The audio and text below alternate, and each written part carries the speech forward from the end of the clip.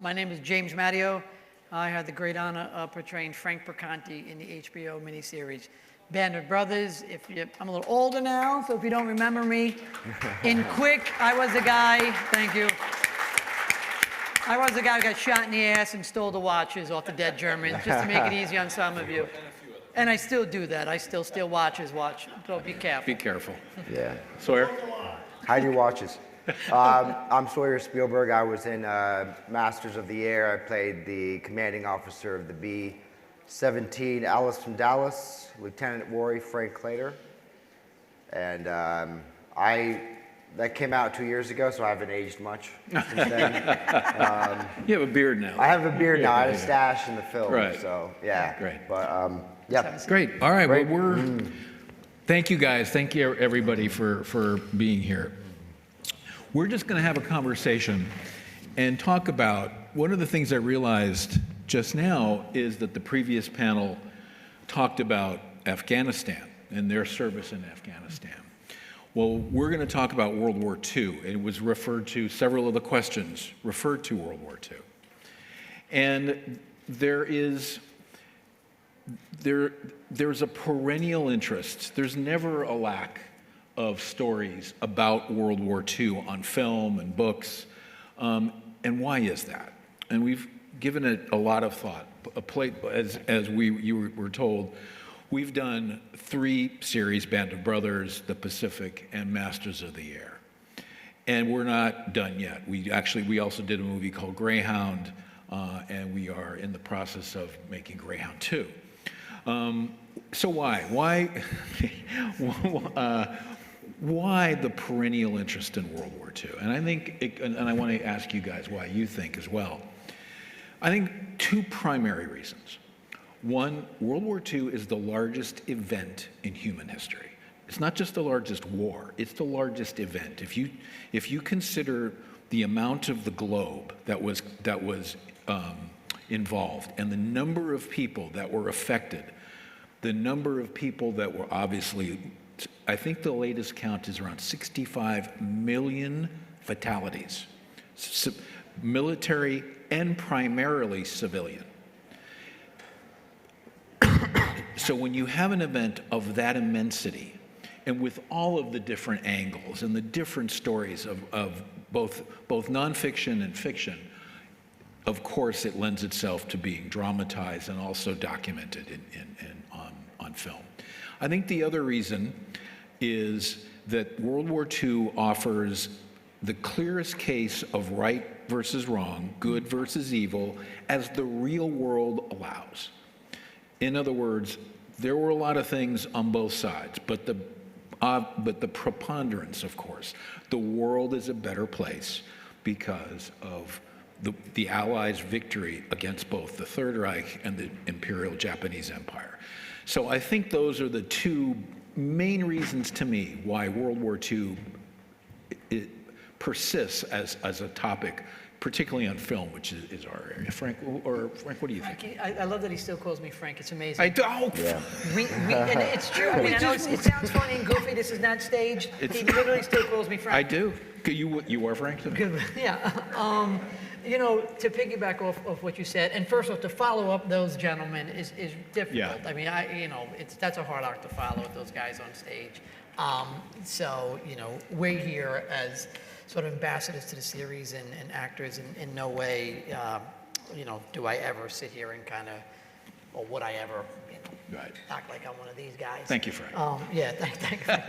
But, Shifty Powers said it very clear in one of the interviews before the episode, and I don't know which episode it was, maybe one of you know it. He said, oh, no, it was Paul Rogers, actually. Paul Rogers. Our country was attacked. Yeah. Maybe we just stupid country people, but our country was attacked. Yeah. And this is post depression and going through all of that, and so I just felt, and it just what makes them the greatest generation. That specific generation of what they went through, what their parents went through, and our country being attacked, their hands went up. Yeah.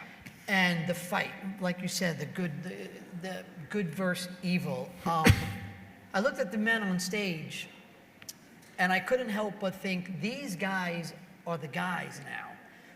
I've watched for 25 years those guys grow up and look at the Band of Brothers veterans and go, give me the information. I need to know, please. I need the knowledge of what happened, Afghanistan, Desert Storm, all of this.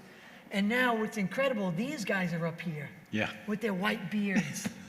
And you guys are all kind of going, give me the information. These are the heroes. These are now your veterans. These are the ones you're coming to. And it's just fascinating. And it's another reason why I just love coming here and just being around. It's so humbling just to be in the company of all of you. You know, but it's just, I don't know, what you guys did with those series and to get the eyeballs that it has and to do what you've done and to put me in a place to do this with my life and my career. And I have my son here today, everybody. You know, I get to relive all of this again through my son's eyes and watching him look at you and look up to all of you. So, and now we get to see what Daddy does. So it's pretty remarkable. Thank you, Jimmy. Sawyer? And the one other thing I'd add to the importance of telling World War II stories is that that generation won't be here forever. Yeah. And it's important to tell their stories because they need to be remembered for the generations to come. There's an urgency there, I'd say. Yeah. Well, and I think Jimmy, you made a really good point. There's a continuity. There's a continuity from Band of Brothers, Saving Private Ryan, the Pacific, Masters of the Air. There's a continuity from the men that we portrayed in each of those, in those series, to you today. In other words, they, as James just so eloquently said, they were at one point pretty much where you are today. Now, they were none of our guys from Easy Company went to the academy, but they were in the same position, about your age, and wanting to do something for their country, and particularly at that time of peril. So there's a sense of continuity here with our shows and continuing through with the men who preceded, the men and women who preceded us, all the way to you. So please know that that is a big part of this, is that you are a big part of all of this. I would say, and to go off of what you were saying, Jimmy, most of the guys that we portray in all three series enlisted or joined right after Pearl Harbor. Now, that's not the case for everybody, and we'll get into some specifics. But that was, their country was attacked. So what could they do about it? Talk a little bit about that and what we've come to know. Jimmy was lucky because, and we're lucky because when we made Band of Brothers, so many men from Easy Company were still alive. So you got to meet Frank. Right. And Damien got to meet Dick Winters, and Donnie got to meet Carwood Lipton. Frank John Hughes, bless him, got to meet Bill Garnier, God bless him. And on. Sawyer, when we made Masters of the Air, not one of the men that we portrayed was alive when we started the project. So you didn't get to meet the man you portrayed, but you did have a very special, you did get to do a very special event. Can you tell the audience about what you got to do not that very long ago? In Belgium. Yes, with Colonel Garland. Yeah, with so we were, me and two of the other actors who were in the show in Alice from Dallas. We were flown out to Belgium because that's where the plane had crashed. And they had found the exact propeller from the aircraft. There was two of them. And they were sticking up in this guy's backyard like this, like an X. And some local guy in Belgium just found them somewhere in some yard sale and just put them up, thought they would look nice in his front yard. And then we did some research and we found out that it was the exact propellers from the B-17 Alice from Dallas. And so what the governor of Belgium did is they created a memorial service for all the men who flew in that aircraft. And so we were asked to come out and be a part of the service, and we spent about 4 days touring around all the different sites with We Happy Few. And it was to be able to walk the fields where the aircraft had fallen that my character flew was it was the closest that I could get to that experience. And speaking of continuity, it wasn't just the folks from the show. It was with Colonel Garlow and members of the Air Force. The 100th now refueling group, which is the successor, if you will, of the 100th Bomb Group. So again, it's that continuity. So Colonel Garlow, he's sort of the head of the 100th, and they fly these huge planes. They help other aircraft refuel now. That's their main job. But we were in Belgium, and the one thing you should know about Belgium is Belgian beer is phenomenal. So we're sitting at a hotel every night after a big tour, and we're sitting down, and me and Colonel Garlow and the other two guys were just having one giant pint of Belgian beer after the next. And he's probably one of the most humble, kind men. And we went to this graveyard, this memorial site one day, where we found the site of one of the men who died during the crash of 9/11. And he gave one of the most beautiful, heartfelt speeches in honor of him, where he started to cry as he was telling his story. And then they played the tap song, and before you knew it, I was crying, and the two other guys who I was with, the two other actors, were crying, and it really brought everybody together in a way that I thought was very profound. One of the things that, for instance, James and I were part of a tour recently in June in Normandy to commemorate D-Day.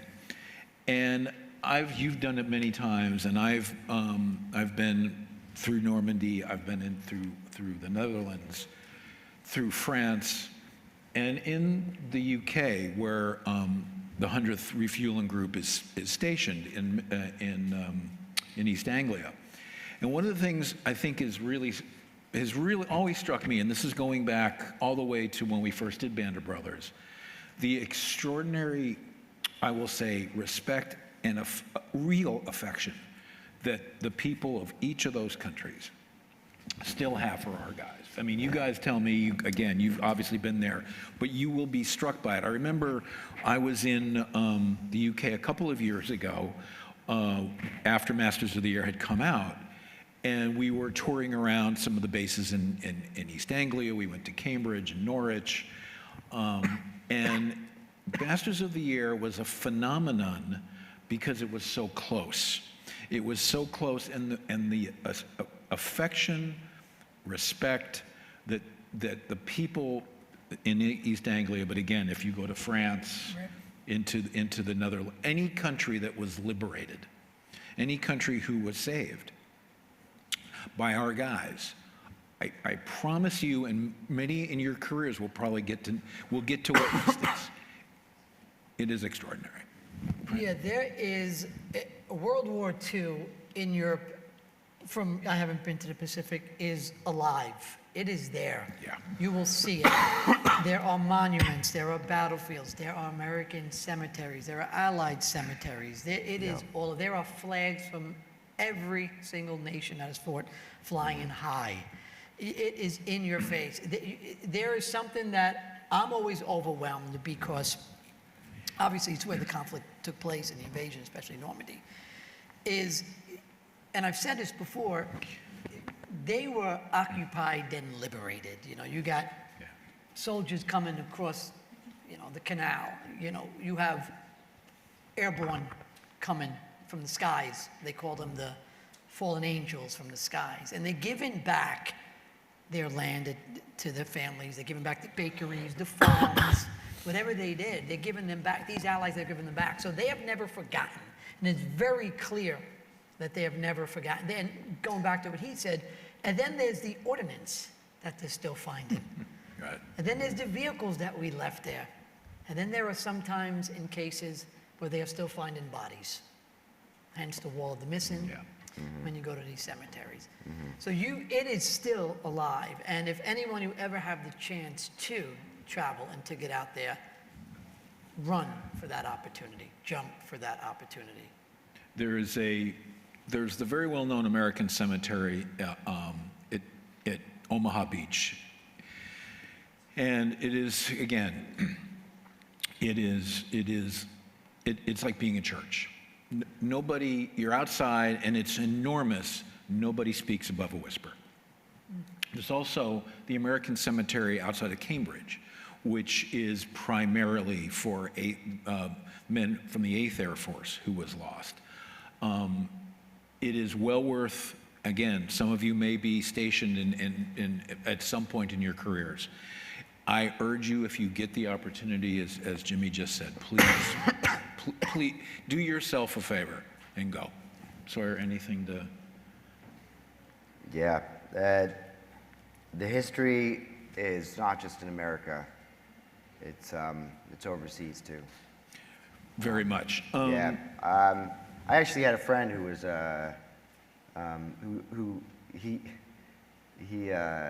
he fought in Iraq and Afghanistan, but he said when I joined the military at 18, it was only so I can travel. That was his reason for it. So I think it's to have the opportunity to go and travel and experience other cultures, other worlds, other. It's an amazing way to expand your horizons.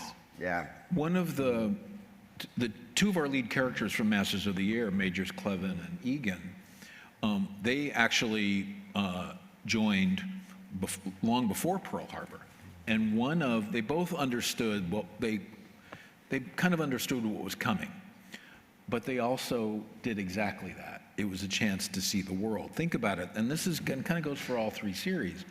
Think about these young guys. The world is kind of at your it's at your fingertips with your phone, and then so much. And we're so fortunate in the contemporary world to have have access to so much of the world. These guys didn't, and in some ways, think about what that must have been like. There were guys who had never been more than 20, 30 miles from their home, and the next thing they know, after basic. And after maybe OTC or wherever the next thing they know, they're in England, or they're on Guadalcanal, or they're in France. So it was when you watch these shows, keep that in mind. Yes, they were about approximately your age, but in many ways, they had no knowledge, the kind of knowledge that we are privileged with, they didn't have. There's also, I think we're talking about the continuity. I think there's also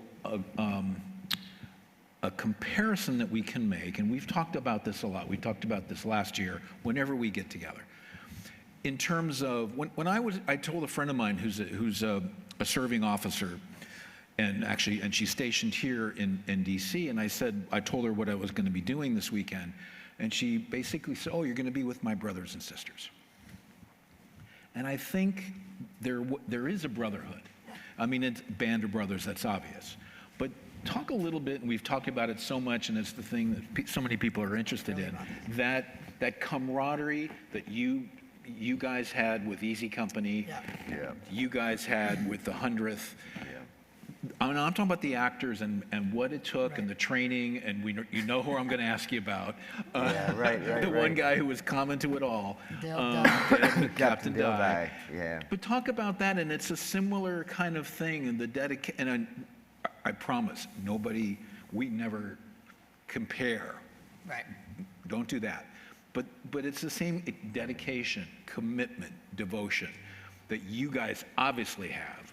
But you guys had to. If we added a fraction of that, a sliver of that, camaraderie into that series, Yeah. and I think we Yeah. did our job. It's impossible to understand the extent of the camaraderie and how you need everybody.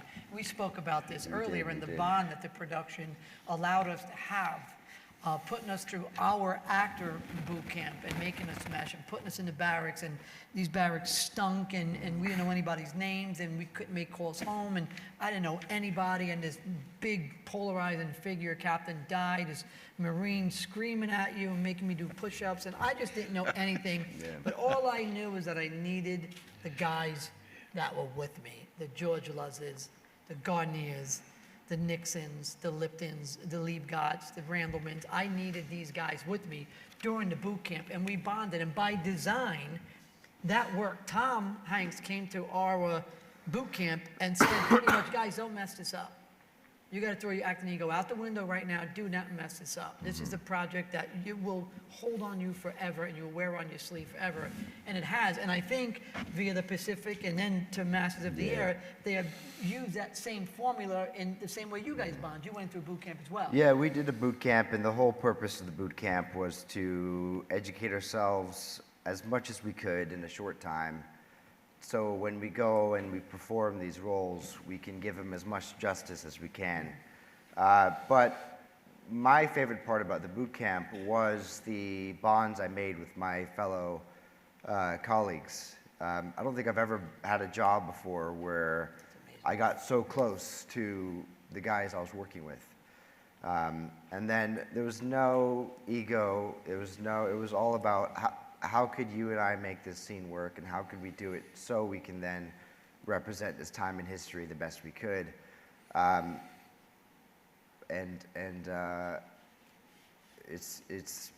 mean, I've dedicated my life to the art of acting, and the same way that you guys have dedicated your life to the military.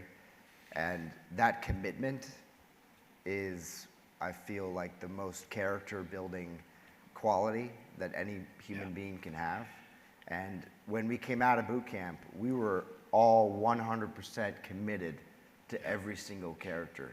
Yeah. And when the camera started rolling, we didn't have to do anything anymore because we had it down. You were it. And you know, it was a luxury because you don't, you know, some TV jobs, you don't have the luxury of time. No, you don't. They throw you into it really quickly, and we had the luxury of 2 weeks of rehearsals almost. Yeah, and look, it takes And, leaders. yeah, It takes yeah. leaders, and we had good leaders. I We mean, did, we we had had- good producers, the same way you guys will have, you know, your good NCOs. We had Yeah. the producers knew what they were doing. They knew how to get the best out of us. They knew who they wanted, and you guys were great at your jobs as well and bringing that to the Yeah. screen. And it takes a team, guys, to do something like that. An incredible team. Let me, again, we've talked about this a number of times. You guys are both veteran actors, played a lot of different roles. We were just discussing your next one, Sawyer. But there's something special about portraying not only a real person, somebody who actually lived and did the thing, some of the things that we're showing on screen, but showing those things, that did those things. Yeah. Talk a little bit about the responsibility playing Sergeant Perconte, playing Major Claytor, I think. Yeah. Yes. Yeah, you can lead that one. I'll follow up with it if you want. Yeah. Oh, it's a responsibility because the guy that I was playing, he lived and he served, and then he went home and he had a family, and he's got a daughter who, when the show came out and it aired 2 years ago, his daughter had reached out to Kirk at Playtone, and she just reached out because she was moved that we brought her father back to life. Yeah. Forever. Well, let me give a little bit of the background on that. Yeah, that was a great moment. And then we ended up becoming pen pals for a bit. I know. And it's a beautiful thing to have your father be portrayed on a screen. The Claytor family had not stayed in touch. There's a 100th Bomb Group Foundation, and for whatever reason, they just hadn't stayed in touch. And so they were unaware that this show was even coming out. And so not only does something about the 100th Bomb Group produced by Amblin and Playtone and etc. But their dad is a character. Oh my God! So it comes out, and I ran into her at I think it was at New Orleans at the World War II Museum. Yeah, it's a great museum. And she came up to me and said, "Can you just give this to Sawyer? Because you have no idea, as you just said, you guys, he brought my father back to life." So I was able to get you guys in touch. And Yeah. that was nice. That was beautiful. You knew Frank. Yeah, I was blessed. I had, Frank was alive and well, and you guys gave us the information to contact your veteran if you wanted to. And I know some of you have heard this story before, and you said, remember the orders were just be careful, you're opening up some wounds, some of them might want to talk about it, some may or may not, whatever the case, but it's at your discretion to contact them, and I did. I sent Frank a letter, because I didn't want to call him, and he called me back and we got along great. And the first thing that you do in a situation like this, if you have any sort of common sense, is the friendship. You want the friendship. You're not asking the stupid questions.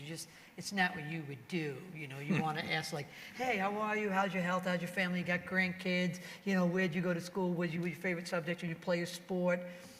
Or did you, then when you get into the nitty gritty of the role, did you smoke? Did you drink? How'd you wear a uniform? Yeah. Who were your best friends? We start to kind of do that, and then we would translate that information to the producers, and they would try and articulate that into the show as best they can. Look, Frank was one of them guys that was gracious. He was fun. He was excited. He enjoyed the fact that later on in his life he became famous. He would tell me all the time. He'd be like, "Well, Jamie, you made me famous." And I'd be like, "No, Frank, I think you made me famous, buddy." let's pump the brakes. Works both on that. ways. Yeah, let's pump the brakes on there. So yeah, just being a part of him and the name Frank and playing someone of that caliber. I think I spoke earlier, and we, one of the World War II veterans that are gracing us here this weekend, and there's so many of them, which is wonderful to see. I pulled my son to the side and I said, "You see that gentleman right there? That's not Batman. It's not Spider-Man or Superman.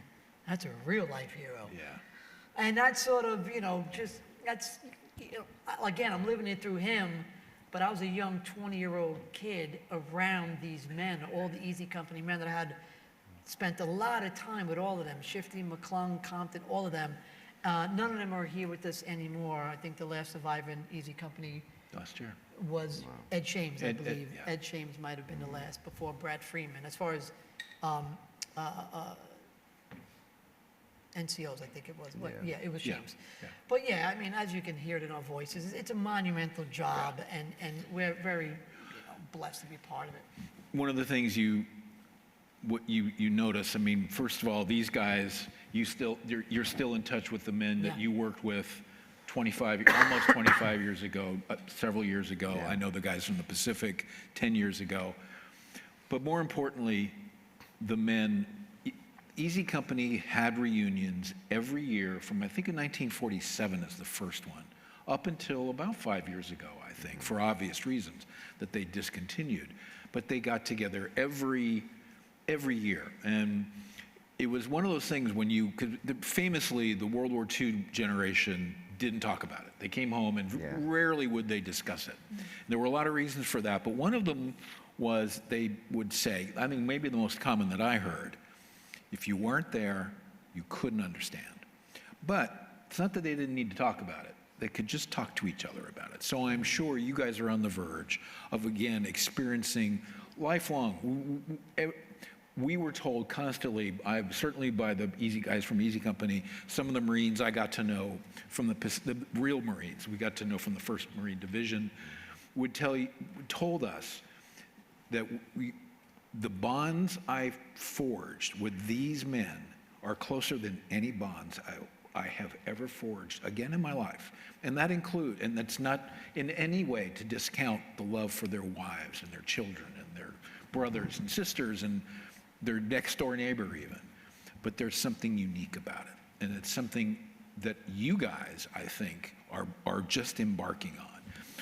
On that note as well, when you watch our shows, when you watch Band of Brothers and you see Lieutenant, ultimately Major Richard Winters, when you watch the Pacific and you see Private, ultimately Corporal Eugene Sledge, or when you see Masters of the Air and you see the portrayal of Second Lieutenant, ultimately Colonel Robert Rosie Rosenthal, you see when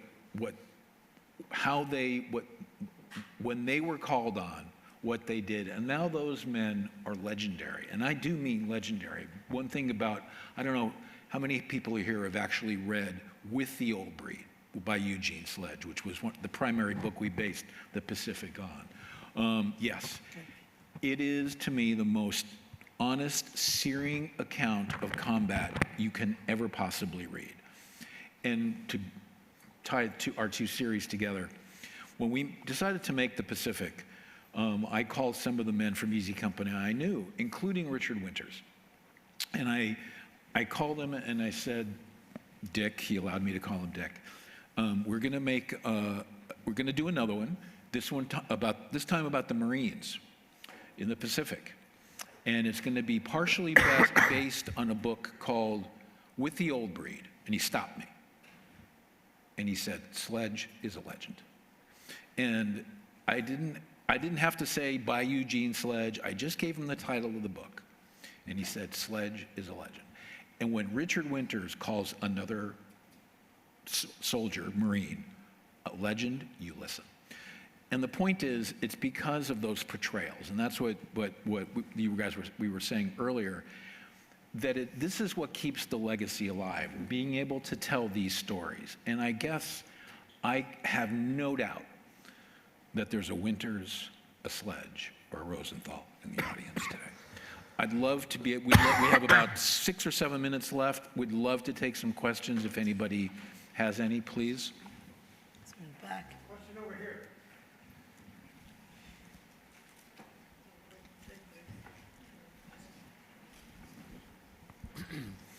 Thank you, gentlemen, for coming to speak.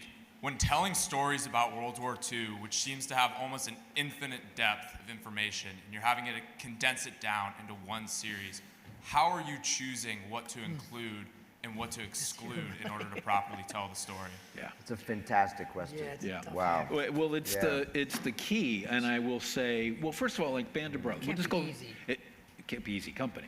Yeah, well, yeah. It's easy when you have easy company. I'll just briefly go through all three series. Band of Brothers, Stephen Ambrose wrote this spectacular book.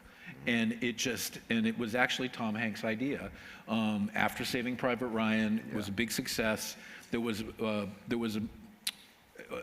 suggestion that Stephen Ambrose wrote a follow-up book called Citizen Soldiers. Hey, let's make that a movie.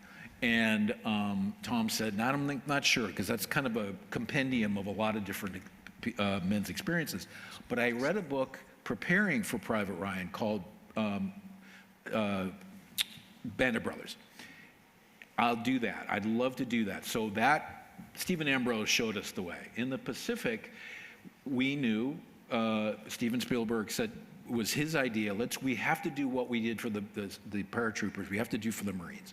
So he called Tom, we got into it. All right, but there was no one book that the War in the Pacific was so enormous, there was no one book that could cover everything like Band of Brothers seemed to, take us everywhere important.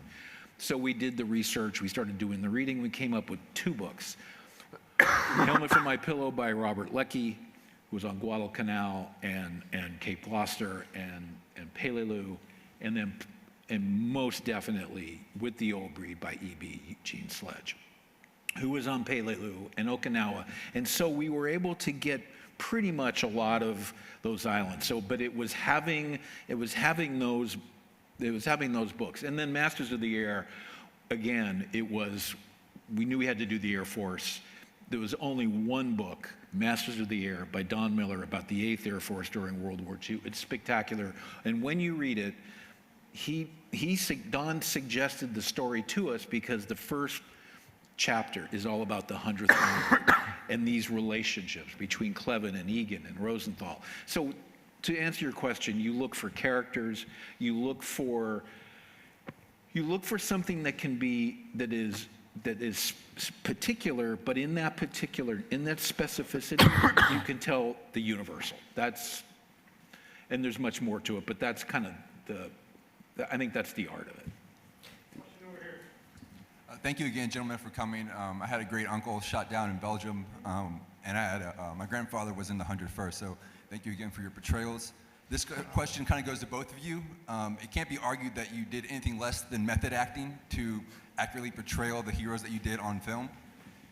What part of getting into these characters, of these real men, do you think has stuck with you? If you think that there's a part of them that is almost kind of melded and become a part of you that you might carry with you forever? Yeah, before I jumped on to Masters of the Air and went through the extensive physical boot camp, I had a very intellectual approach to the work. And then when I did Masters of the Air, I realized that a physical approach to the character was a better way for me, because I knew that once I found him physically, then I could, then no matter what happens on set, I'll have it down. They had us in these cockpits, 4 or 5 hours a day during boot camp, just learning every single instrument and learning how to use the rudders, and they had you in the cockpit with 60 pounds of gear on, which is the exact same gear that the guys wore. So after that was done, I physically felt what it felt like to be in their situation. And so my approach went from intellectual to physical through my process. Jimmy? Yeah, we had the weight of the gear as well. We did not get to spend that much time in cockpits learning all the buttons, although we did have to dig foxholes. For me, I was a New York City street kid. I was rugged, I was raw, I was just a sponge of information from these guys. I was one of the youngest actors there, so all of them, I looked up to them. My approach was, what I found really fascinating and quickly hit me in the face was the selflessness of the actual veterans. And once you found that, the ease in who you were and the character that you were portraying became real. And that's what they wanted you to do. Meg Lieberman, wonderful casting director. We call her Saint Meg, Queen Meg. She found all of us and put us all together along with these guys as well. But there was just something about these guys that was so humble and just so real. And I just always wanted to be that on set. You wanted to be real and have no false moments on that screen. And that's not easy to do, but when you're surrounded by the best of the best, and you're surrounded by guys that you're looking up to, that you're actually listening to what they're saying and hanging on every moment and every decision and choice they're making as an artist, it helps. And I think that's part of, again, I know you've heard this word a lot, is the camaraderie with everybody. And we had the best of the best throughout the entire production, whether it was the actors, the set designers, the wardrobe, sound, makeup, producers, special effects, armorers, weapons. We had the best of the best, and everybody knew their job, and that's what elevated that project. And I will say on all three, the dedication to doing the job. Yeah, everybody. Up and down, it didn't matter. And again, I know how we keep talking about the continuity between what we do and have done and what you guys do and are going to do. It's that kind of dedication to detail. It was the dedication. You could tell the dedication by the attention to detail. That everyone, I don't care if you were the director down to the set PA, the absolute dedication, and I'm sure that's part of the continuity. Last question. I was about 2 or 3 miles upriver from where your band of brothers were at the same time. Wow. In Swaghausen. I'm sorry? He was within 2 or 3 Right. miles of where Band of Brothers in Swaghausen. Wow. Yeah. Name was Swaghausen. Right. I was in there at that same time. I'm glad you brought. Thank you, and thank you for. And I think that's an appropriate final comment because again, we say this all the time. We get the attention, we get the lights, we take the bows for what they did. Yes. Thank you. Thank you so much. Wonderful. Thank you, gentlemen, very much. Greatly appreciate it.